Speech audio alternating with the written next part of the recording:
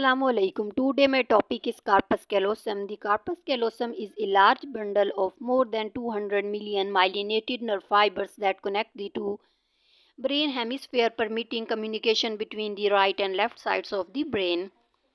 Corpus callosum जो है वो दिमाग का बहुत अहम हिस्सा है जो कि टू हेमिस्फेयर के दरमियान राब्ते का काम करता है। यूँ समझ ले कि ये एक ब्रिज है जिसके ज़रिए से दायां दिमाग और बायां दिमाग आपस में जुड़े हुए हैं। कार्पस कैलोसम की वजह से लेफ्ट हेमिस्फेयर की थिंकिंग राइट हेमिस्फेयर में ट्रांसफ़र होती हैं और राइट हेमिस्फेयर की थिंकिंग लेफ्ट हेमिस्फेयर में ट्रांसफ़र होती हैं। मिसाल के तौर पर एक कार ड्राइवर जब कार ड्राइव करता है तो उसके दाएं दिमाग में सोच प्रोड्यूस हुई कि कार को बैलेंस में रखना है और स्पीड को ज़्यादा तेज़ नहीं रखना। फिर यही सोच कार्पस कैलोसम के ज़रिए बाएं दिमाग में ट्रांसफ़र हुई। फिर ये मैसेजेस बॉडी को ट्रांसफ़र हुए तो ड्राइवर ने दोनों हाथों से स्टीयरिंग को पकड़ा ताकि स्टीयरिंग बैलेंस में रहे। इसी तरह रोज़मर्रा के कामों को सरअंजाम देने में भी कार्पस कैलोसम का बहुत अहम किरदार है। If corpus callosum absent, then the connection between right and left brain disconnect.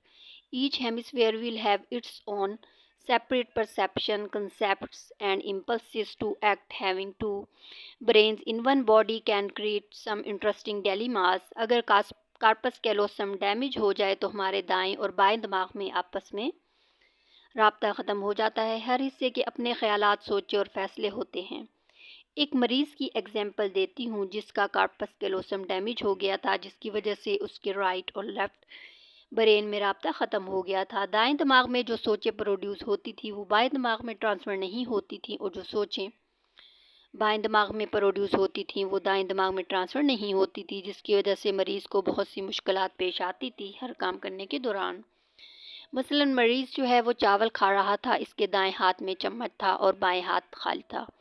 उसने जब चावल खाने शुरू किए तो लेफ़्ट ब्रेन में सोच आई कि चम्मच से चावल खाने चाहिए, जबकि राइट ब्रेन में सोच आई कि हाथ से चावल खाने चाहिए। तो मरीज़ चावल खाते हुए परेशान होता रहा क्योंकि कभी वो चम्मच से चावल खाता और कभी हाथ से चावल खाने लग जाता। ऐसा इसलिए हो रहा था क्योंकि उसके लेफ़्ट और राइट हेमिस्फेयर में आपस में कोई कनेक्शन नहीं हो रहा था। ऐसा ही एक और मरीज़ था जिसका कार्पस कैलोसम डैमेज था। जब वो 4 कदम आगे को चलता था तो 2 कदम पीछे को भी चलता था। जहाँ उसे एक जगह पहुँचने में 20 मिनट लगने थे, वहाँ उसे पहुँचने में 1 घंटा लग गया क्योंकि उसका दायां दिमाग कहता था कि आगे को चलना है, जबकि बायां दिमाग कहता था कि पीछे को चलना है। जब दाएं और बाएं दिमाग में एक दूसरे की सोचें ट्रांसफ़र होती हैं तो दोनों दिमाग एक ही फैसले पर राज़ी होते हैं और अमल करते हैं। Children with disorders of corpus callosum have a range of learning disabilities. The more brain structure problems a child has, that more likely they are to have slow development of speech, motor skills and social skills.